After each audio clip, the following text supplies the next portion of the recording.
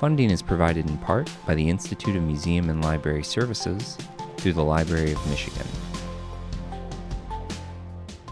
Hello, my name is Clifton. I work with the Digital Navigator program at Trenton Veterans Memorial Library in Trenton, Michigan. The program provides one-on-one support and training in technology for the library's patrons. This video is part of a series where we'll explore some of the most common concerns that are raised during those sessions and hopefully provide some helpful tips along the way. If you find the video helpful, please be sure to like and subscribe to the library's channel for more great content in the future. That being said, let's go ahead and get started.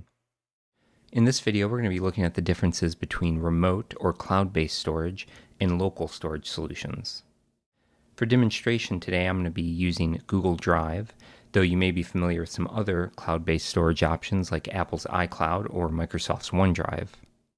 I'm going to be demonstrating on a pretty typical Windows laptop running the latest version of Windows 11. And to access Google Drive today, even though there is an application, we're going to be using Firefox, which, much like Edge or Chrome, is a web browser. Before I actually demonstrate accessing a remote storage solution, in this case, as I said, Google Drive, I want to talk briefly about the difference between local and cloud-based or remote storage solutions. You can think of local storage as in storage that is local to your computer, files stored on the drive in your computer, or stored locally in other physical hardware you have access to. USB thumb drives, external hard drives, even optical media like CD and DVDs are local storage. Cloud-based storage solutions are simply storing your files, things like images, text documents, on servers that are remote.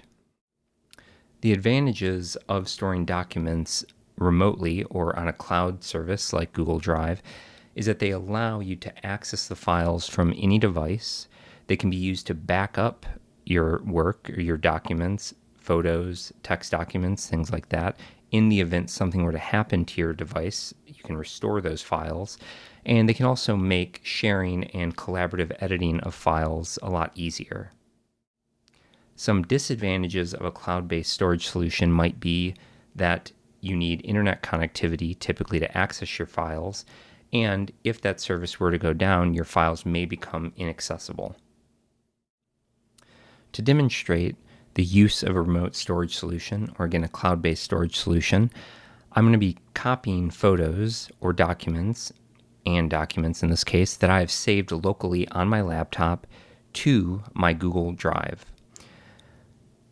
I'll also show you how there are a lot of similarities between something like Microsoft's File Explorer and how documents, folders, files are handled in Google Drive. The first thing I'm going to do is open a web browser, which is what we're going to be using to access Google Drive. In this case, I'm using Firefox. The next thing I'm going to do is sign into my Google account, which allows me to access Google Drive.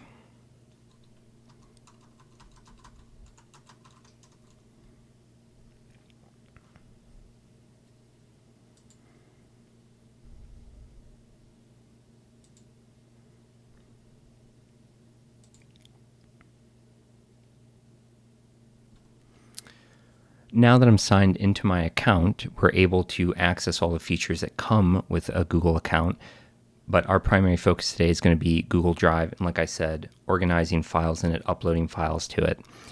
To get to Google Drive, the easiest and quickest way in this case is to select this grid of icons, or this grid of dots in the upper right-hand corner. And one of the options, if you haven't customized this, it'll likely be in the same location mine is the icon for Google Drive. I'm going to go ahead and left click on that. And it opens Google Drive. This is very similar to the type of window you get when you're viewing your files locally in Microsoft's File Explorer, which I'll open next to demonstrate. To get to the File Explorer, I'm going to come down to the taskbar and click on the manila envelope. And you can see that we get a very similar window. Shows locations, shows shortcuts to various folders.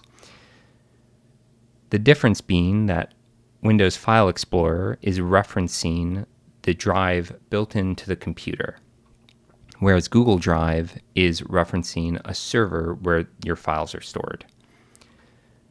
What we're going to do next is close File Explorer. I'm just going to be clicking on the close icon in the upper right corner. We're going to go ahead and click on New, and you can see we have a lot of different options here. We have a lot of different things that we can do and interact with, some of which we'll be reviewing in other videos, including Google Docs, Sheets, and Slides. For now, we're going to concern ourselves with the file upload. You can see there's also a folder upload, and there's also an option to create a new folder. And in fact, I take it back. We're going to start by creating a new folder. It's good practice, regardless of whether you're storing documents locally or remotely, that you organize them in some logical way, some way that makes sense to you, that makes them easier to access later, because otherwise things can get messy pretty quickly, no matter the platform. So I'm going to go ahead and click on New Folder, and I'm just going to call it Photos.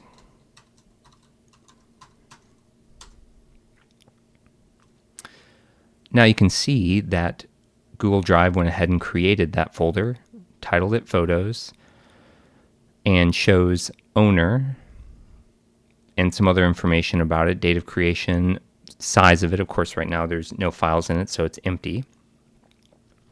Owner can come in handy later when you, or if rather you want to share the document with someone or edit something collaboratively.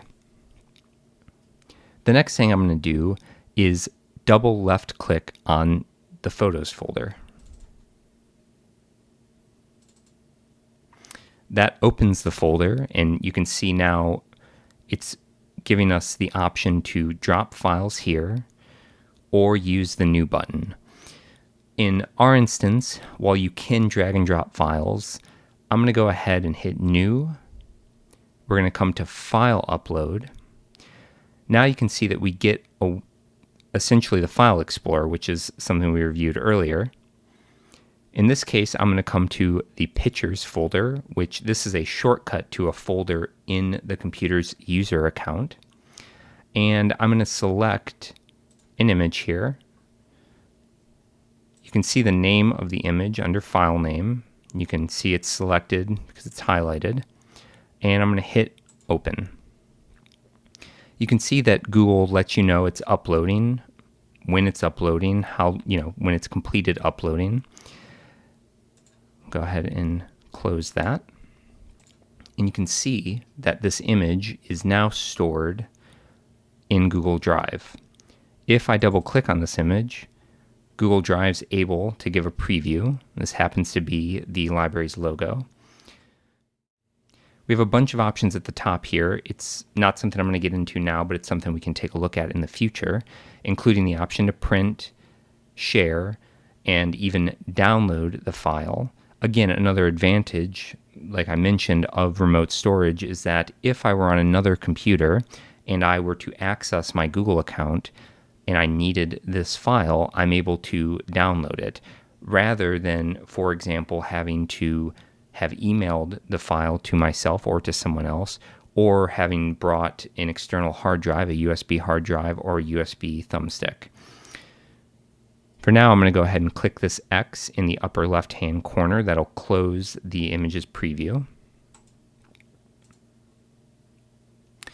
We can now look at the left-hand side here, and a couple things that are unique from Windows Explorer in our case is that you can see we have Shared With Me. This is in the instance that other individuals have shared files with you. You're able to access them by clicking here, left-clicking here. You can see files and folders others have shared with you. Now, I don't have any files that are shared with this account yet, so it's empty, but if a file were to be a folder were to be shared with this account, they would show up here. If I come back to Home, you can see it says Welcome to Drive. This is sort of just a starting point. If I come to My Drive, you can see that we have the Photos folder that I created. If I were to, again, double left click on it, you can see the photo that I uploaded. I'll come back to my drive. We can also take a look over here at computers. Now, this isn't something I'm going to be covering in this video, but you're also able to install a local application that automatically syncs folders on your computer with Google Drive. Again, it's not something we're going to be looking at today, but that's something that would allow you to, say, back up a folder on your computer so that when you make changes to it locally, those changes are reflected on Google Drive. I'm again going to come to Home, I'm going to go to My Drive. Just to demonstrate again, I'm going to make another folder, so I'm going to come up to New. I'm going to go ahead and click on New Folder. These are left clicks. I'm going to call this folder PDFs. I'm going to go ahead and hit Create. I'm going to again access the folder by double clicking on it. You can see we have the option to drop files here. Now I know originally I selected New and then File Upload. This time I'm going to come to the taskbar. I'm going to open File Explorer. I'm going to come to my Documents folder. Again, we're now looking at the local storage on the computer. And I have a PDF of the August events calendar for the library. What I'm going to do is I'm going to click here to minimize the File Explorer window. I'm going to grab the title bar so that I can move it down. I'm then going to left click on the file that I want to drag and drop into Google Drive to highlight it. I'm now going to click on it, again left click, hold the left click down, hold the left mouse button down, and drag it until I get the option to drop files to upload them. I'm then going to go ahead and click on the title bar in Firefox, and we can see that we had one upload complete for the August events PDF. So I can now close out this notification, and you can see that that PDF is now in Google Drive. One thing to note is when you upload documents with the two methods that I've shown here, you're not deleting them from your local storage or removing them. This is akin to copying and pasting, not to cutting. To demonstrate that, I'll come back to File Explorer. I'll again grab the title bar and drag the window over. I'll then maximize the window. And you can see that the August events PDF is still located in our documents folder on our local storage. Again, being the drive that's built into the laptop. A good way to think of it is if this laptop were to become disconnected from the internet, we would still have access to this file. How we can access this file would be unchanged. However, if we did not have access to Wi-Fi or a wired connection, access to the internet, we would not be able to access Google Drive or the files that we have on Google Drive. I'm going to go ahead now and close out File Explorer.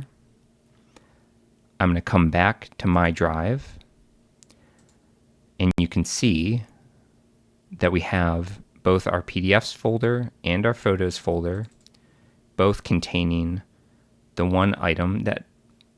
One thing I wanted to note, it just occurred to me, much like when we look at the File Explorer, and there's an address bar at the top that helps us identify where we are. So if I come back to my Documents folder, you can see up here it's showing Documents. The same thing exists in Google Drive. You can see up here we're in My Drive, and then we're in the Photos folder.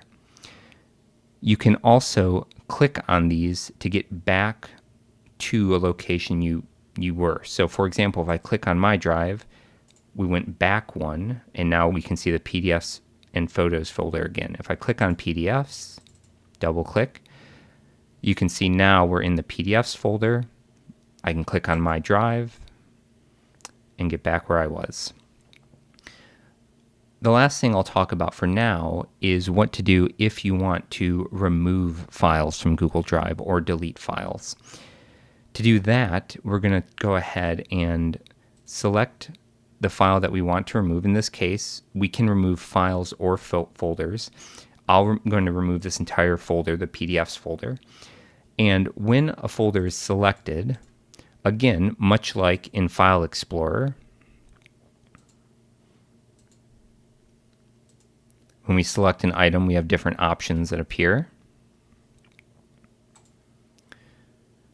It's the same thing here, but some of those options are different. For example, again, we have the ability to download files and folders, and this is especially useful, again, if you're wanting to save this in another location, on another computer, another device.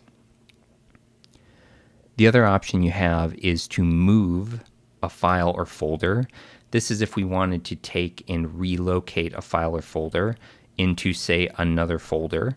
In this case, we aren't going to be doing that. You can copy a link to them. This has to do with sharing files. And again, it's another advantage of using a remote storage solution, something like Google Drive. In this case, we're not going to be covering that. We're going to go ahead and click on Move to Trash or Delete. When you do so, you can see we got a notification that says folder move to trash, and it gives us the option to undo. Much like in Windows File Explorer, typically when you delete something, you're actually moving it to the recycling bin. In this case, it's very similar. We can look over here on the side and you can see that we have the trash items or trashed items. By selecting that, we can see that today we trashed the folder PDFs. If we double click on it, we get this notification that this folder is in your trash. To view this folder, you'll need to restore it from your trash. I'm going to go ahead and hit cancel and highlight just a couple other things here. It says items in trash will be deleted forever after 30 days. So if you delete something, essentially you have 30 days to recover it before it's permanently deleted or removed from Google Drive. If you delete something or move something in the trash by mistake, you also have the ability, this icon here is indicating, to restore from trash. You can also access that option by right-clicking on an item. You can see we get the option to restore or to delete forever. If you delete forever, essentially it's just doing the same thing that will happen automatically after 30 days and is deleting the file in a means where you cannot recover it on the service. So that's something you may want to think about, especially if you no longer have a copy saved locally. In this instance, we're going to go ahead and hit restore. We'll come back to and you can see restored PDFs. It gives us a notification, also the option to undo what we've done. We're going to go back to My Drive, and you can see that folder has been restored. Now, if I double click on it, I'm able to access the file that was stored in it. Another thing worth mentioning is if we click on the Drive logo in the upper left corner of the screen, we're taken to a window where we have a couple of suggested sections. One where it's suggesting folders. These will typically either be folders you've recently created or folders that you're recently accessed. And the same thing with files. Typically it'll be files that you recently uploaded, you've recently worked on, or you've worked on frequently. Now, if you had accessed this on another device, say you were on a computer where you were accessing this to print something, or you were copying it from one location to another using your Google Drive, you probably would want to sign out. So I'm going to go ahead and do that, even though on a local device like this, I would probably stay signed in. To do so, we're going to come up here to The Google account icon, in this instance, it's this orange circle with the letter A in it. This has to do with how you've named your account. You also can customize this. Click on that. And then I'm going to go ahead and click on Sign Out. So we've now signed out. I'm going to go ahead and close Firefox. So that was a brief description and demonstration of some of the differences and similarities for cloud-based or remote storage and local storage. I hope you found the video helpful. For more information, please check out the video's description. And again, if you liked the video or found it useful, please like and subscribe to the library's channel for more great content in the future. Thanks again for watching.